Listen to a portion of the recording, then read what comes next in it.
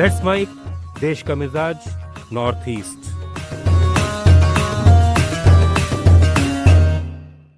Let's mic, देश का मिजाज और खबरें उत्तर पूर्व से। मणिपुर के इम्फाल घाटी और आसपास के इलाकों में पेट्रोल पंपों का बंद आज से शुरू हो गया है। मणिपुर पेट्रोलियम डीलर्स फ्रेटर्निटी ने गुरुवार रात विष्णुपुर जिले में मोइरांग थाना लिकाई के एलिडास फ्यूल स्टेशन पर हुए बम हमले के विरोध में ये फैसला लिया। बंद तब तक जारी रहेगा जब तक सुरक्षा बढ़ाने, भविष्य में ऐसे हमले रोकने और क्षतिपूर्ति की मांगें पूरी नहीं हो जाती। बंद की घोषणा के बाद शुक्रवार को पेट्रोल पंपों के सामने लंबी कतारें लग गई, जहां लोग पैनिक बाइंग में ईंधन भरवा रहे थे।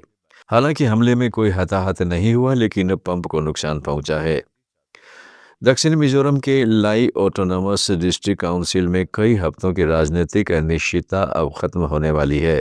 कांग्रेस और मिजो नेशनल फ्रंट ने पोस्ट पोल गठबंधन कर अगली कार्यकारी समिति बनाने का दावा पेश कर दिया है।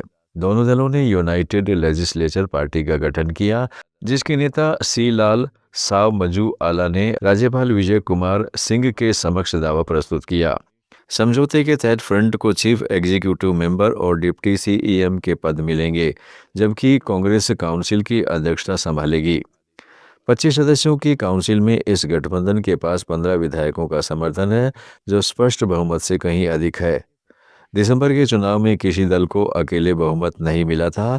इसके बाद कई गठबंधन बने और टूटे, लेकिन अब उम्मीद है कि कांग्रेस और फ्रंट का नया गठबंधन इस महत्वपूर्ण स्वायत्त परिषद में स्थिरता लाएगा। असम में राज्यसभा चुनाव की तैयारी तेज हो गई है। All India United democratic front ने बदरुद्दीन अजमल को अप्रैल में खाली होने वाली एक सीट के लिए उम्मीदवार घोषित किया है और कांग्रेस से समर्थन मांगा है। 3 सीटों पर भुवनेश्वर कलिता, रामेश्वर तेली और स्वतंत्र अजीत भोयान का कार्यकाल 9 अप्रैल को खत्म होगा। फ्रंट ने कांग्रेस नेताओं को पत्र लिखकर अजमल के समर्थन की अपील की है, ताकि विपक्ष एक सीट जीत सके। 3 बार लोकसभा सांसद रहे अजमल असम के मुस्लिम समुदाय के मजबूत प्रतिनिधि माने जाते हैं। त्रिपुरा के मुख्यमंत्री डॉक्टर माणिक शाह ने ग्रामीण रोजगार को मजबूत बनाने वाली बीबीजी रामजी एक्ट को ऐतिहासिक कदम बताया है।